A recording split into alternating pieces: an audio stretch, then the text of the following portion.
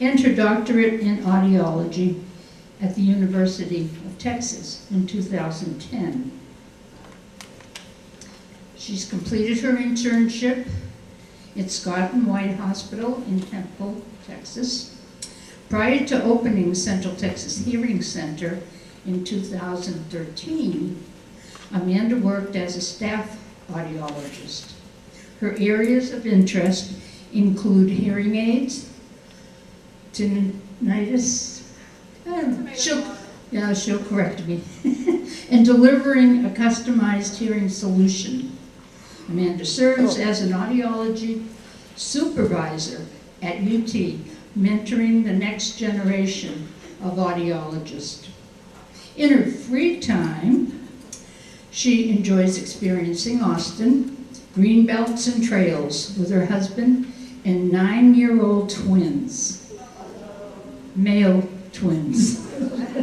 Let's welcome Dr. Amanda Langham.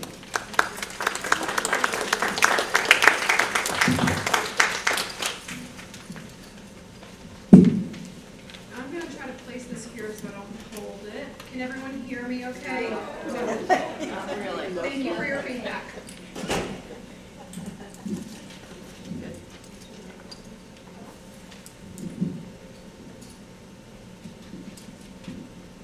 I can hold it too. Is that better? Yes. 2 inches from the mouth. That's the rule. Okay. So I'm Amanda, Dr. Amanda Langham, and I have been happy to be able to serve Westminster for well over a decade. It's been amazing to be here. And thank you for the introduction, Kathy. So we're going to jump in. Same bio, that hasn't changed. So I'm happy to be here. And if you have any questions, I'll be able to address these things at the end. So I wanted to start with Hearing 101, just the basics of hearing. We all remember some parts of this from some biology classes, so I'll be fast.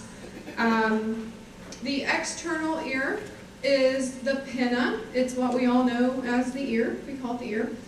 And it collects the sound. It's really fun because if you look at animals, you see some animals have really, really big ears, and you know that biologically they are made to kind of collect sound more so than animals with smaller ears. So yeah, so maybe some of our friends that have bigger ears are better at collecting sound. And then the sound travels down the ear canal, and it hits the eardrum, that little white kind of round thing.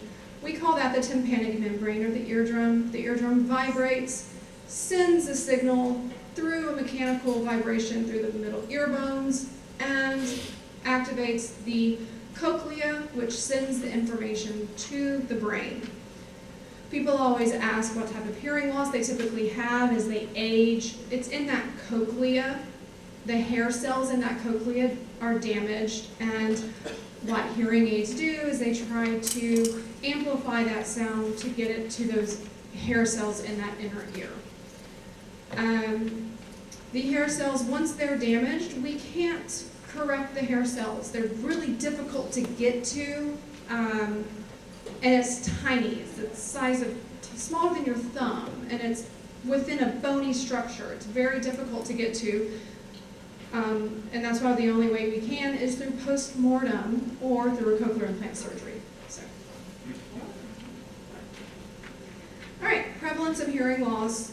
1.5 billion people worldwide have some degree of hearing loss. That's about 20% of the global population. And this is expected to only increase by 2050. So of those people, 5% of those people, so 430 million, require some level of rehabilitation for their hearing. As we usually expect, age is the strongest predictor of hearing loss among adults, and it impacts different things like cognitive, social, and reduced quality of life, which we'll get into.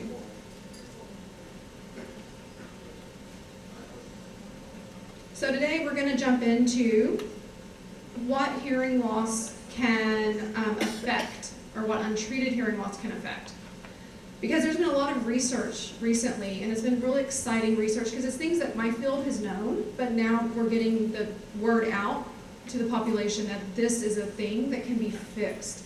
So, we have seen, obviously, communication difficulties.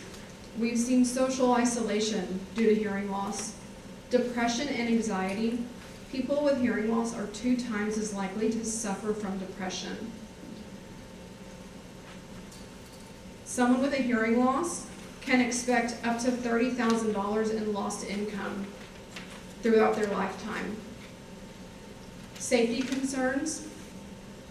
Falls are the #1 cause of death due to injury among the elderly, and there is a correlation between untreated hearing loss and fall concerns and injury, and we'll get into that one. The cognitive decline has been a huge piece lately. Some people are using it as a scare tactic, and it shouldn't be. It should just be the facts and the truth, and we'll get into that tonight. But up to 5 times increased risk of dementia with untreated hearing loss. And that only grows as the severity of hearing loss grows. The healthcare costs, I think this is really interesting. There's more of a chance of hospital readmission for someone with a severe hearing loss. So we'll get into that one too, but it's really interesting to think about these small things that are affecting your everyday life with your hospitalizations, the costs, and following doctor's orders, things like that. So this is that hearing loss and hospital readmission. Studies have shown that hearing loss patients are at a higher risk of hospital readmission. Hard of hearing hospital patients who have trouble communicating with medical personnel are more likely to end up back in the hospital within 30 days compared to patients who do not have hearing loss. And this leads to increased healthcare costs. And this is another part of this, a different study, but a part of this is that people with hearing loss that had not sought service or treatment had healthcare costs of around $14,000, while those with hearing loss who used services had a lower amount, around $13,000. And those with no hearing loss, their cost was $10,000. And we'll get into that. But these things, when you don't hear the doctor, you miss that subtle, it's 2 times a day versus 3 times a day, can add up.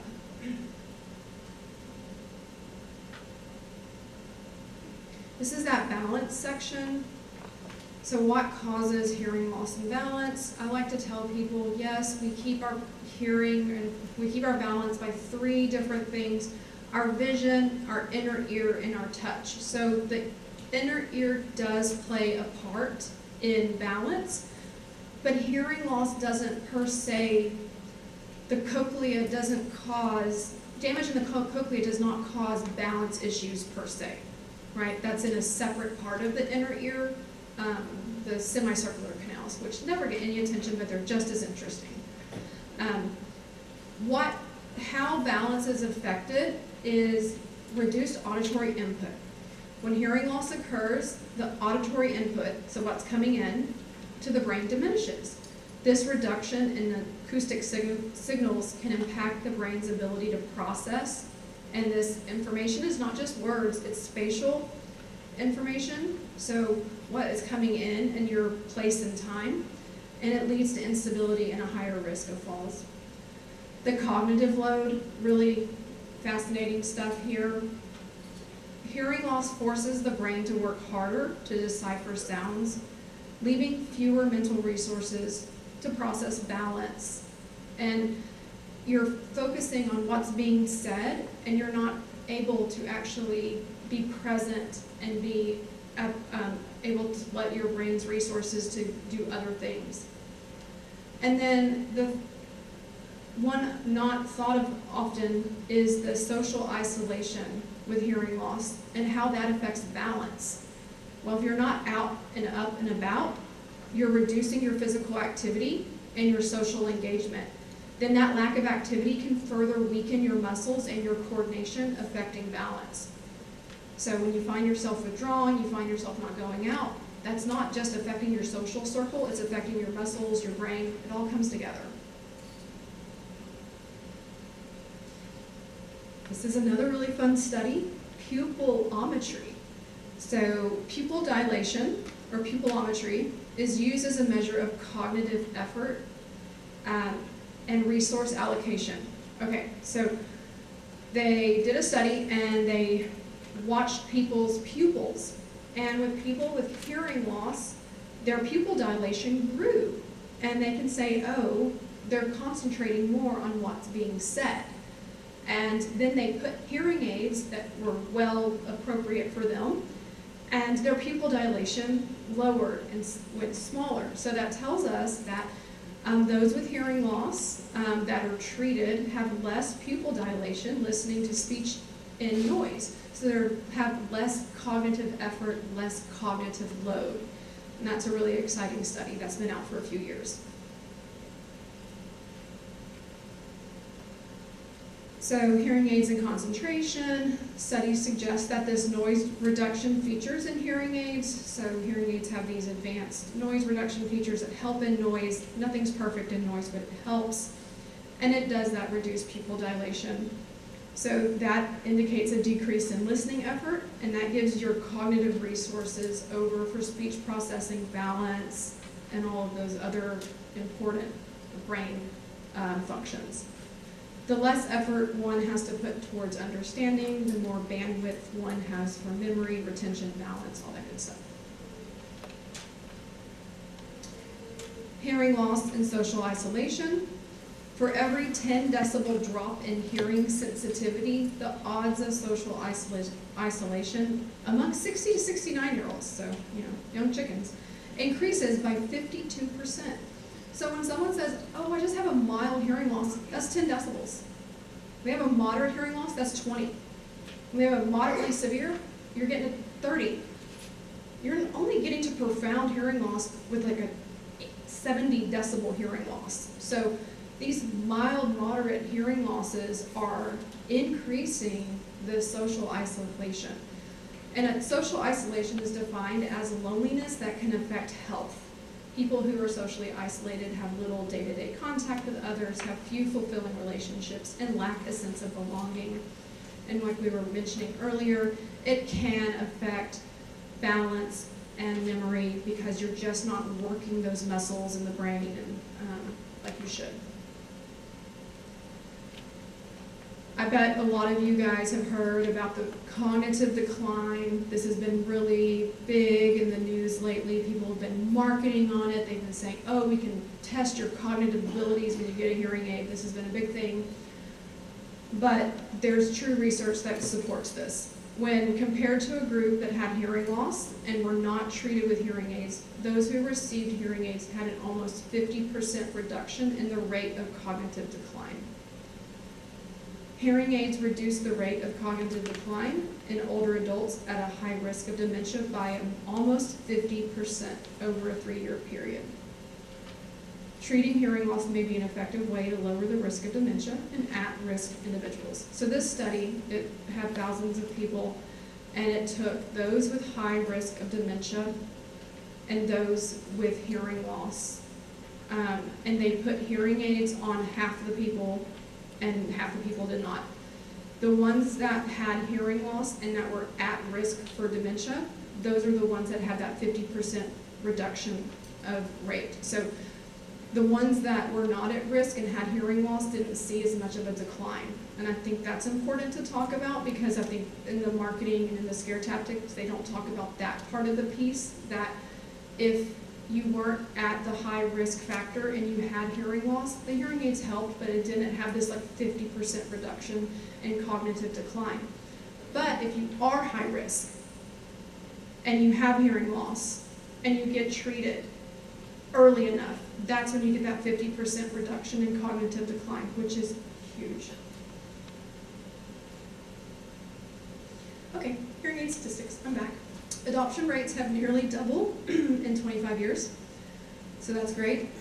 In a recent survey, 88% of hearing aid users were satisfied with their devices. I would say my patients have a higher satisfaction rate than that, but that's okay. Those that receive their devices through online, remote, or self-fit models, and you can probably all laugh at this, surprise, they were not as satisfied with their devices as a professional that had fitted, people that were fitted by a professional. And so I like these numbers because this shows that almost over half of these people found a significant improvement with ability to communicate, relationships at work, overall quality of life. I mean, that is, with their hearing aids, they're feeling like they are helping that much, which is huge. Self-confidence, willingness to talk, engage, that's big. So, people love to talk about what's new, the latest hearing aids. AI has been the big excitement in our field. We all have our thoughts and feelings about AI, but I tell people you want AI in a hearing aid because that's doing the work for you so you're not doing the work. They're using all these data points. I think the latest hearing aid has like 13 million speech samples that it can process in milliseconds. I mean, that is just amazing, that technology, that when you go into an environment, the hearing aid can process, oh look, that's a dog barking and that's music over there. We're going to suppress that and we're going to focus speech over there. I mean, and that's happening without you talking and telling the hearing aid what to do. So artificial intelligence, adaptive noise reduction, these AI algorithms can distinguish between desired and unwanted sounds, effectively reducing distracting noise while preserving important speech. And so that really gives a personalized hearing experience that people are preferring. Dual chip processors has been a new one. It was a big deal when we got a digital chip in our hearing aids, and now we have 2 digital chips, so it can use that data back and forth and together to kind of do the best hearing and noise. And then the Auracast streaming, this is like the newest Bluetooth. The next time I come in here, I bet we'll have Auracast, and that's a big thing to say, but let's see, can I play a video?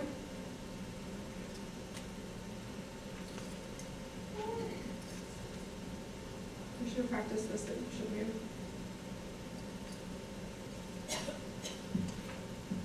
So you see this Auracast is actually a product of Bluetooth, oh, it's not playing. It's on, yeah, it's on here. Sorry guys. I wanted a video to simulate what an Auracast Bluetooth signal would be.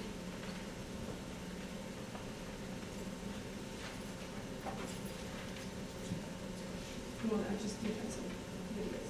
It's probably because I'm still in display mode. So if where's my slideshow?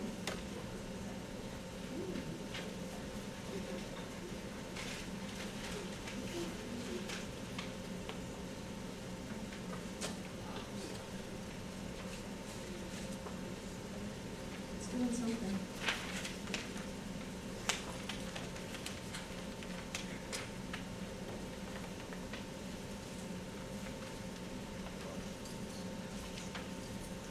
So while we're looking for this video, I can describe what Auracast is. So Auracast is a new Bluetooth, and it's actually from the Bluetooth company, and it's a new way of streaming into TVs, speaker presentations, different public settings. So we're all getting used to having a Wi-Fi signal where if we go somewhere, we can log on to a Wi-Fi, join the Wi-Fi, and get on the internet that way. This is a lot like a Wi-Fi signal that you would join. You would come into Harrisville Hall and you would say, oh look, my hearing aid app is telling me there's an Auracast signal available. I'm going to click on that, and it would take this voice right here and put it directly in your hearing aids. It doesn't have any special remote. It doesn't have anything like that. It just used this little router that would cost Westminster less than $300 that an audiologist could help get for Westminster. So this is the future of theaters, of airports. I've heard people talking about gates having these different orcasts. So you go, okay, I'm going to be boarding at gate 13. I'm going to join 13, and now I can hear all of gate 13's announcements right in my hearing aids. So if we don't get to the video, it's okay. I think I just did a good job explaining it. No, I should have practiced that. We can just jump back into it.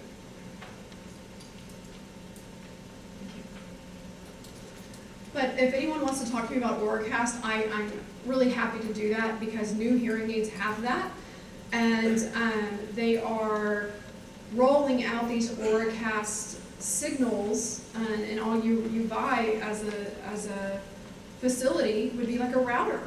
And it's so much more affordable than previous generations, like the telecoil was something that we were trying to use for decades, but it was really costly to put in a telecoil, and not all hearing aids have the telecoil. So the Auracast is very exciting. The next TV you purchase may have the Auracast. So if you want to stream directly to your TV, you just tell your hearing aid to find that TV, and it would go directly to your ears without any sort of extra accessory. Just like the telephone does now, right? This wireless technology is life-changing, right? So we've needed to use an accessory for the TV at this time to say, okay, TV, talk to the hearing aids, and now that's a thing of the past with Auracast coming on. So I had a handout for tips with communicating with hearing loss, and this is asked from us a lot about what can I do to help my family member or myself.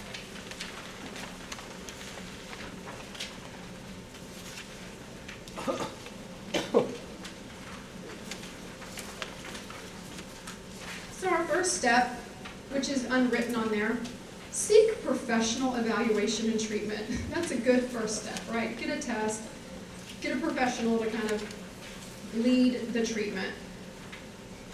It helps to face the person directly, make eye contact. It helps to speak naturally and at a moderate pace. I hear all the time, I don't need it louder, I just need it clearer. And it's to slow down. It's to make eye contact with the person and just make sure that we have understanding as we speak. It's not just talking louder. That's obnoxious, right? But that's just kind of what we do. We don't think about it. Try to reduce background noise. Try to find the quiet table whenever you go out to eat. I know that's sometimes impossible, but talk to the waiter. Say, hey, we're having a hard time hearing this. Can you turn the speaker off? It's just advocating and saying that sometimes. Gestures and facial expressions to help with understanding. It's a real thing when people kind of move their hands, and it helps to get full, total communication. And a big thing on mine is rephrasing instead of repeating. And I could just shout that from the rooftops. I'll say it again. Rephrase instead of repeat. My little line is, you're in the kitchen and someone says, put the lasagna away in the fridge. What? You missed half of that sentence. And so what we naturally want to say is, pardon? What? Excuse me? Huh? But if you said, put the what where? And it gave that communication partner, oh, they don't hate me, they're listening to me, they just missed lasagna and fridge. So the communication partner now is not frustrated that they have to repeat the entire sentence, they just have to fill in the blank. And if you can just give that information to your partner to fill in the blank, it's going to make a difference. Because the communication partner is not frustrated. You're feeling like, hey, I'm not being ignored, right? They are listening, they just missed a part. So rephrase instead of repeat, because oftentimes when you repeat, it's the same sound that they're missing, right? It's a high-pitched part of the word that they're missing. So just try to rephrase or ask her to fill in the blank. That can make a big, big difference as far as communication. And then be patient and considerate of listening fatigue. It's taking extra mental effort for that person to process that speech. Remember that pupil dilation? We can measure the fatigue that it's taking for that person to be in that conversation. So be considerate of that.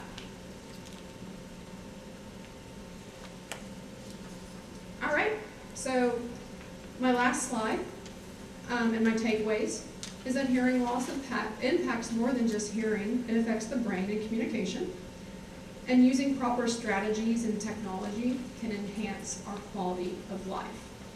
And then my email's on there. You can always feel free to email me. But I love to do Q&As or just active thoughts. And we can start that when you're ready. Yeah, let's do that one, if you don't mind. This is the risk factors for dementia. This was a really big study that was released in the Lancet last year. So, sorry, I guess it was released a couple years ago, and then they updated it in 2024, and they added the new risk factors of vision loss and cholesterol. But it indicates that half of all dementia cases worldwide could be prevented or delayed by addressing 14 modifiable risk factors. Why do we like modifiable? It means you can change it. There's a chance, right? We like that. So these percentages mean what's the likelihood of it affecting the cases of dementia. So a large part is early life education, right? If you seek higher education or receive higher education, that's a better risk factor. If you didn't, that's a notch against you, right? But it's okay, just keep going. Let's get to middle life. Hearing loss, 7%. That's a modifiable risk factor. So if you have hearing loss in midlife and you don't treat it, that is something that can affect your risk factor for dementia. The other things they found are written here too, but hearing loss is one of the biggest. From the Lancet, this is not an audiologist report. These are medical doctor journals that identify hearing loss and cholesterol as one of the highest modifiable risk factors for dementia. The other things, depression, traumatic brain injury, physical inactivity, all those things that we know about and we try to stave off. And then later in life, social isolation, air pollution, and they've added vision loss to in 2024. And so, we know we can probably correlate social isolation with hearing loss, and so that kind of creeps in again in older life. So this is really the research, the Lancet journal, that supports that hearing loss is one of the major modifiable risk factors for dementia. So, Debbie, thank you for reminding me I got this. I was supposed to have a slide on. It's good. Yeah, this is very good research. So anyone have any comments, questions? We can start with this study. If anyone wants to start with that. If anyone else has just general, yes, sir. Do you do testing here at Westminster, or do I need to come to your office? So I do have a hearing screening equipment that I can test here. But I tell people, if you can make it to my office, we'll both feel better about those results and have a stronger treatment plan. So I am down the road from y'all. I am at Shoal Creek and Anderson Lane. And I would recommend, if you could make it there, to do that. If we have to do my iPad testing bedside or at the apartment, we can do that. But you're going to get better treatment if you're going to be seen in office. Does Medicare pay for testing? Yes, it does. Medicare pays for testing at my clinic, not at Westminster. Does Medicare pay for hearing aids? It's a common question. Medicare, traditional Medicare does not. There are some supplemental plans that do. And it just depends on the supplemental plan. You mentioned AI and dual chip. Mm-hmm. I assume that's new. Is that 2024, 2025 in terms of availability in a hearing aid? So the first dual chip came out in 2024, Okay. and it was Phonak. And now Resound and Oticon are using, in 2025, are using dual chip. If you were going to get them for yourself, as you said, okay, I'm going to rephrase that. What brand would you recommend? Or which two? So or if three? anyone works with me, I could probably ask my patients here to shout out your manufacturer, and everyone would say something different. Okay. There are 5 major manufacturers, and they are there for a reason. And I'll get on another soapbox about why you need to see a provider that has all manufacturers and that doesn't just recommend one brand or sponsored by one brand. There's been a big company that did amazing work for decades who actually taught me at UT, and they recently sold to private equity. And guess what manufacturer they're always recommending, right? One manufacturer, because, and their care changed, right, because of that. And so you have to be careful when you go to a provider. They may be a great provider, but if they're being sponsored by a certain manufacturer, they're going to recommend that one. My patients have probably all experienced trying different manufacturers with me. And you said Oticon has gone with the updates. Dual chips. Okay, thank you. Mm-hmm. The Intent is the latest Oticon. Yes, sir.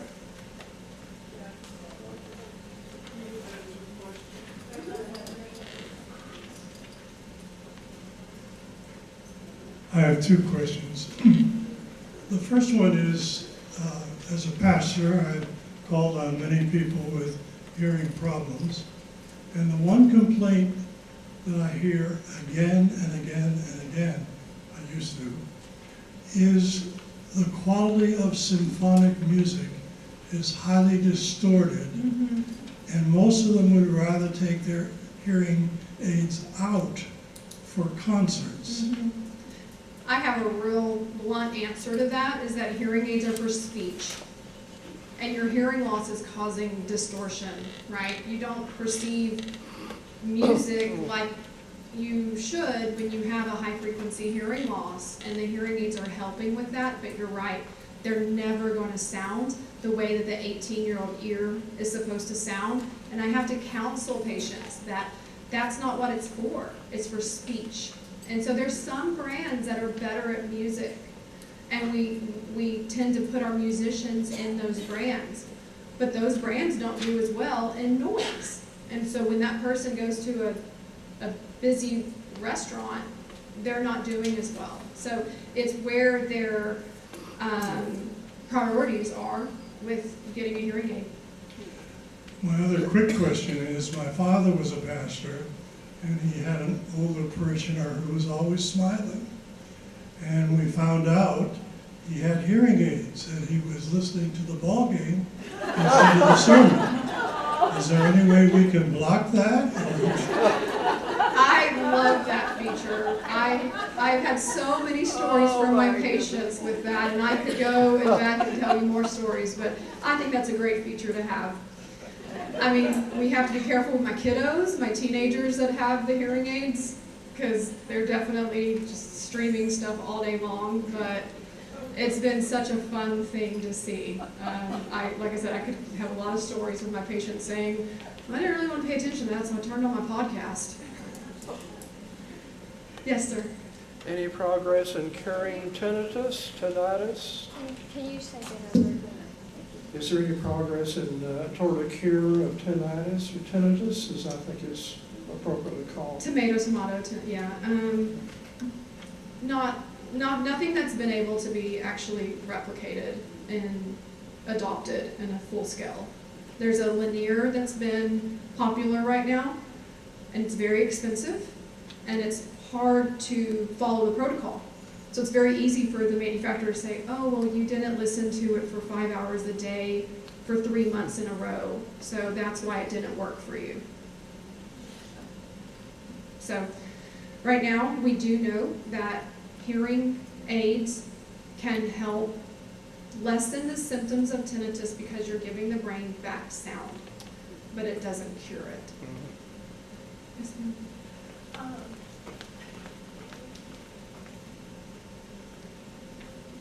Growing up, you could always hear the adults put down people who wore hearing aids or couldn't hear. Mm-hmm. And I think that still goes on to some degree now. You don't talk about that at all.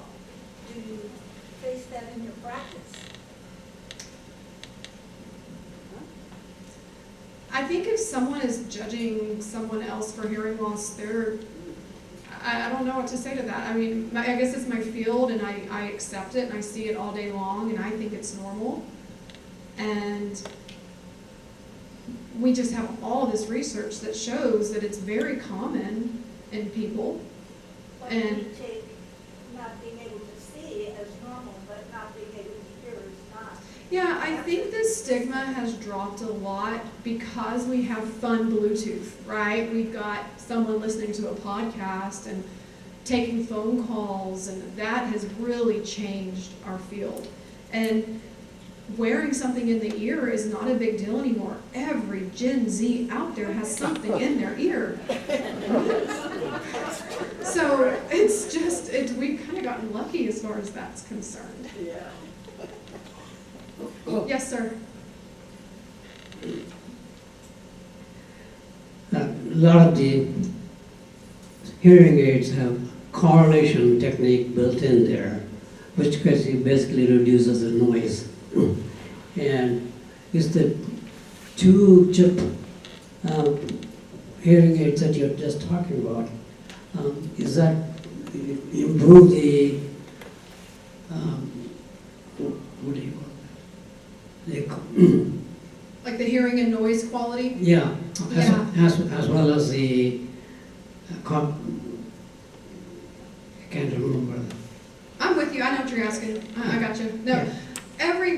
I didn't use that data. I didn't bring that data because every manufacturer with every release has numbers that say this hearing aid does 20% better speech and noise than our previous model. I mean, these manufacturers can create anything in those sound environments and then market it. And so yes, especially this specific Phonak Sphere with the first dual chip, it is a big difference. When that goes, when it goes into the sphere mode, you can hear it almost become like a tunnel where it's picking up the speech and noise. And so, yes, we have data that says you're getting X amount better speech and noise comprehension with the new dual chip. The word I was looking for is clarity. Yeah, and that's speech comprehension. That's the clarity. That's what you're looking for. The people that are selling online call it clarity because that's what you call it. They'll say it makes things clearer, not just louder. But I just made it. I just used all the stuff in my field, the words in my field. But yes, it's the speech understanding. It's those we call it speech and noise testing. And that's because that's what our big complaint is. If you're a hearing aid user, it's the hearing and noise when you go into those environments. So that's what we're always looking for, is speech and noise. I can come back with that stuff, with the comparing all the manufacturers' promises and claims. That would be a fun one. Any other questions? Thank you so much, Amanda. Yeah, thanks for having me.